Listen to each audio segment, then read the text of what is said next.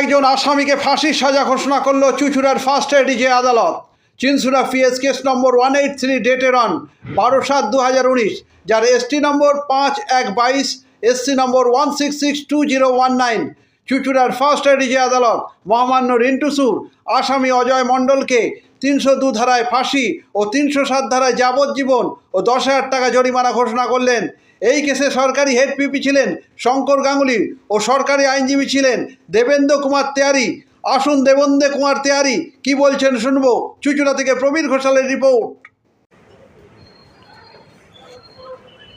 আজ ঘটনাটা বলুন একটু। আজকের ঘটনা হচ্ছে কি 2019 সালে 11ই জুলাই 2019 রাত্রে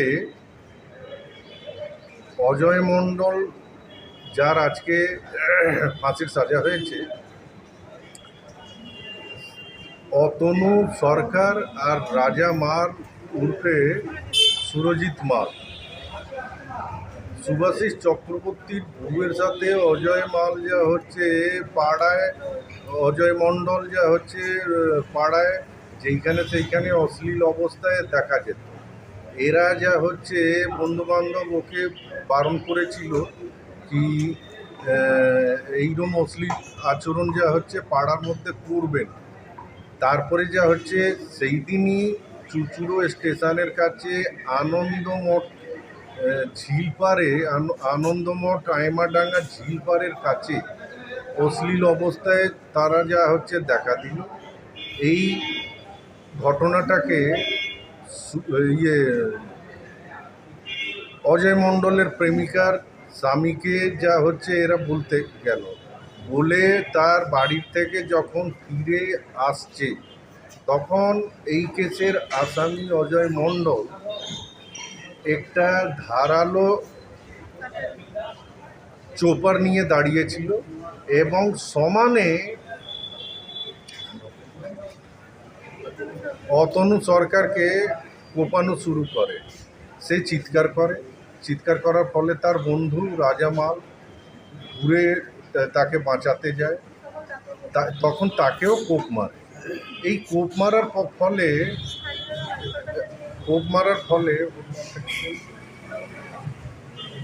সরকার যা হচ্ছে অতনু সরকারের মাথার ভিলু যা হচ্ছে বেরিয়ে গেছিল এবং তার পায়ে, থাইতে, বুকে যেখানে সেখানে যা হচ্ছে কেটে গেছে। সমানে রাজামাল তারও আঘাত লাগে, কেটে যায়। স্থানীয়রা তাদেরটা হচ্ছে অবস্থা আশঙ্কাজনক ছিল, এই কারণে যা হচ্ছে চুঁচুড়ো হাসপাতালের ডাক্তারবাবু যা হচ্ছে তাকে কলকাতায় রেফার করে দেয়। কলকাতা আর.এন. ট্যাগরে গিয়ে সে চিকিৎসাধীন থাকে 12 তারিখ থেকে 15 তারিখ পর্যন্ত, এবং 16 তারিখে সে অতনু সরকার মারা যায়। সে ওই অফেন্ডিং উইপন মানে চোপারটা নিয়ে, রক্তমাখা চোপার নিয়ে চুঁচুড়ো থানায় আত্মসমর্পণ করেছিল।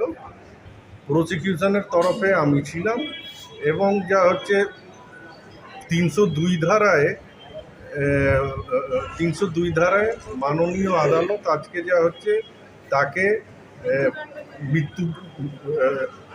ফাঁসির সাজা দিয়েছেন এবং 307 ধারায় লাইফ ইমপ্রিজনমেন্ট দিয়েছেন